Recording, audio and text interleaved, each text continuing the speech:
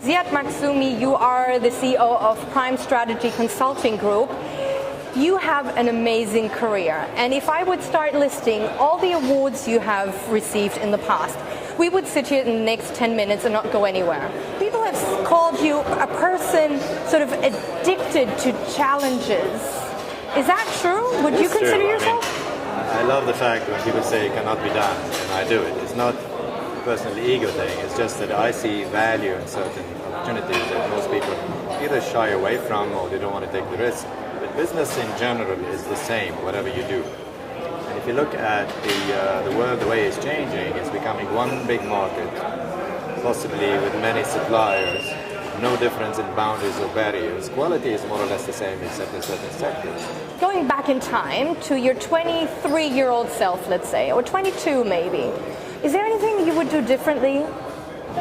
Well, I grew a beard and I shouldn't have. All my career, there are two things that guided me. Probably three things, because love of my parents and guidance of my mom. But I always do things because I believe it's time to change. So when I was 16, 17, I thought I'd love to go to England, right? The reason is because of Man United, Man City Football Club, because all as kids, we loved football, and because of Wimbledon, because I was the captain of my tennis team in school, and so on. And I thought that's a great opportunity. Now, I had no idea I was going to do that. I applied to go to Stanford to do my electronics degree. I was accepted. And I said, well, again, the reasonable part in me say, my parents don't have the money, maybe I shouldn't do that.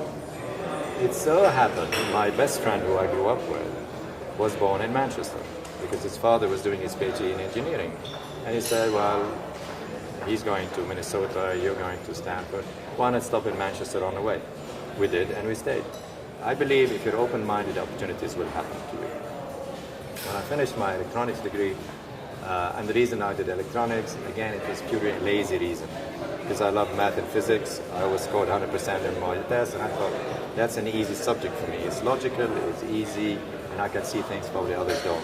To the point that I was 17, I used to teach all my peers and charge a lot of money because I could understand calculus better than the teachers in that sense. Is that why you went into finance later on in your career? Well, finance is a different story. I'll tell you why, but finance is an extension of numbers. And I'm very comfortable with numbers, in fact, as a scientist, as an engineer. And I was blessed in the sense that engineering gives you a way of thinking, an approach of dissecting things, and taking things out and putting them together, and so on. Actually, I was supposed to do a PhD in engineering. Again, two reasons changed my mind. One is I hated the smell of the lab. I thought it stank, literally stank. That's a very good reason to decline a PhD. And the other reason is, again, my best friend who I went to Manchester with, he's a person who enjoys eating. Although he was very thin and very slim, but he enjoyed eating. He said, I found this place next to university that has amazing food for £2. I think it was like £1.50 then. 3-course meal. It turned out to be the business school. So, and I said, so what do you do here? He said, we teach business. And I said, this is great. So I went and talked to the dean. And I said, I want to do an MBA. And I wanted to do finance, specifically finance and banking, because I thought this is the future. And later, when I was headhunted by Booz Allen, then the biggest consulting firm in the world, I went to my professor and I said, look, I've got this opportunity to work in consulting. What the hell do they do? Exactly the same question when I went to the business school. I said, this is fascinating. And every time I say I'm thinking about it, they think I'm playing hard to that, so they would up the offer. Oh. And I say, well, I'm still thinking about it. I'm not sure I want to do it. They go away, yeah, okay, come to London, put me in the most expensive hotels, which was amazing. You know, the bar itself was probably worth what I spent in 1 month, but that's a different issue. And then they would say, then we fly to Paris, then we fly to New York, and eventually I said yes. I was with them in Abu Dhabi, and then not in Dubai initially, but went to Saudi, worked on major opportunities. But one of the most important ones that shows you how opportunities come to you is I was the junior consultant, the chairman and the president of Booz. Both are not alive now, and technically I was the gopher, the driver. You know, I had taken to the Ministry of Finance. His Excellency Mohammed Abul Khair, who was a brilliant finance minister in those days. We were supposed to restructure the 3 development banks because they could see that they have to help the economy and do it. And we go into this big office where the table is like 5 meters by 5 meters or whatever it is. The government people are sitting on the other side. I am the guy who's holding the briefcases, and the presentation starts, and the chairman says, His Excellency says, I want the presentation in Arabic. There you go. And the whole Booz Allen only had 2 Arabic speakers. And you were one of them. That was the chance. And I had to remember what the hell I was photocopying from the reports. And I had to stand up for an hour and a half, give a presentation. Was that the greatest challenge you ever faced? Or No. were there more difficult things? On a personal basis, it wasn't. But it wasn't a challenge, it's just that you go up and do it. So what was the greatest challenge then for you in your entire career? Well, I mean, when I left Booz, I started the business, family business with my brother, and we grew it and make it very successful. The biggest challenge was to accept that we can't work together. It really affected me in many ways.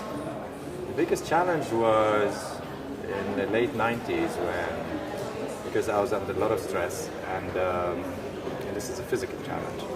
And I was diagnosed possibly with a heart problem. And the doctor said, you have to be on medication for the rest of your life. And I said, you must be joking. So I started running. And I did 2 marathons and 2 half marathons in 1 year, having trained for a year.